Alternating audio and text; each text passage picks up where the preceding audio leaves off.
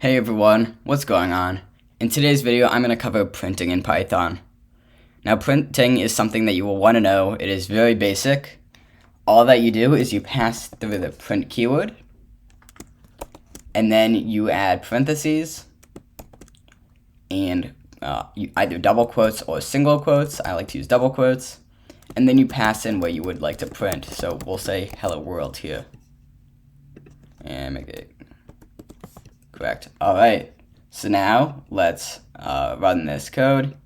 And you see we get hello world right here printed to the console. Don't worry about the one internal line.